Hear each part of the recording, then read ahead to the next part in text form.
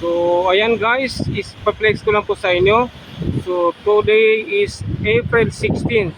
So actually guys, kagabi pa po nag-umpisa po ang makulimlim ang kalangitan. So after that guys, nag-umpisa po bumagsak ang ulan so hanggang ngayon. So ngayon lang po ng konti na umuupa o nahinto ang ulan. So ito na po guys ang resulta. So napakalakas po ng ulan kanina. Kaya ito po ang naiwan na bakas po ng ating ulan kanina. So hanggang ngayon guys ay mahangin pa rin. So ang grabing taas po ng baha. So ayan.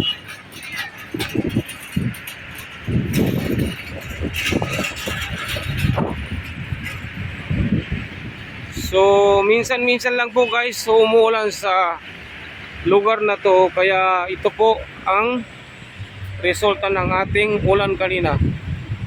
So kahit saan guys ay mabaha.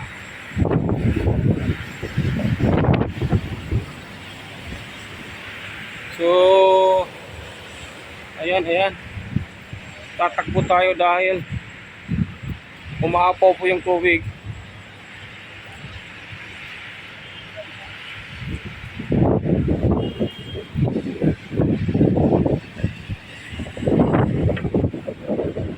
Sa mga araw na nagdaan guys, umuulan po ng konti pero hindi po ganito kataas po yung baha na kahit saan ay may baha. At saka I think guys yung ulan po natin sa ngayon ay normal po na ulan. Ilang araw na nagdaan, mataas po ang ulan dahil po sa cloud seeding.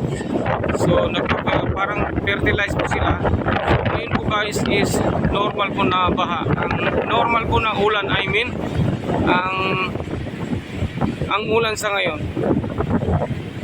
So ito guys, papasilip ko po sa inyo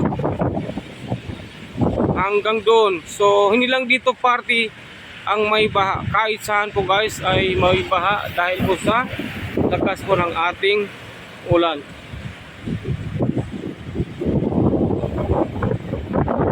So lahat po guys ay nag-i-enjoy, lahat po tayo ay nag-i-enjoy. Lahat po ay nag-i-enjoy sa baha.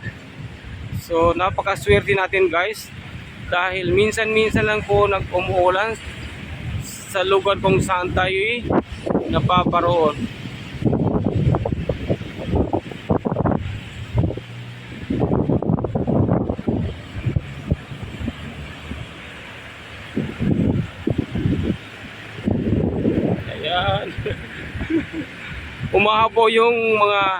Umahapo yung tubig guys.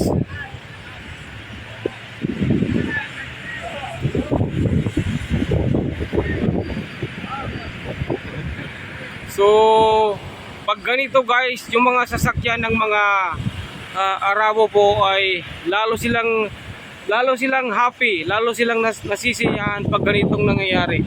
So pag may ulan, kasi siyempre guys, ang ulan po ay minsan-minsan lang po naramdaman ng lugar na to.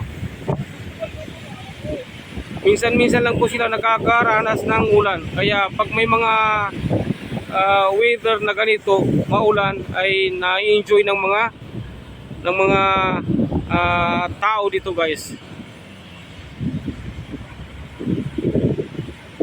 So hanggang ngayon guys, ang kalangitan po ay makulimlim pa rin. So I am sure guys, pag maya-maya ng konti, babagsak naman po ang ulan.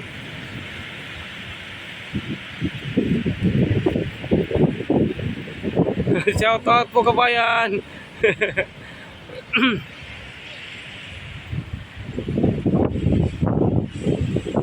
So ayan, makulimlim pa rin guys ang kalangitan sa itaas.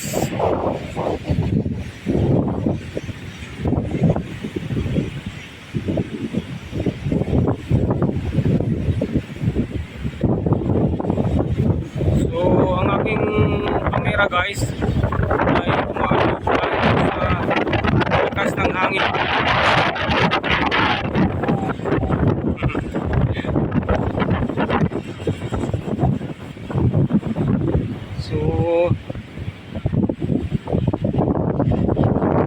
tayo guys sa other side ng road. Papunta ko sa inyo.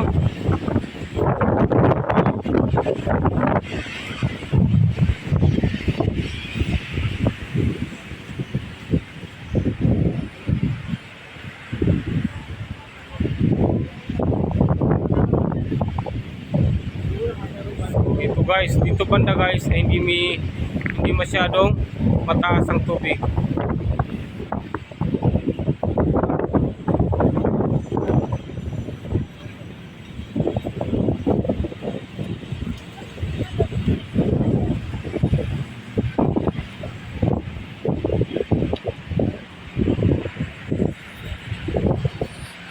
So ayun guys, hanggang dito na lang ang ating videos na isi-share ko sa inyo ang kaganapan na napaka-blessing na pangyayari dito sa ating lugar kung saan ako napaparoon. So hanggang dito na lang guys ang ating videos, ikakat ko muna, and maraming salamat po sa inyong panonood, at ayun guys, mabuhay po tayong lahat.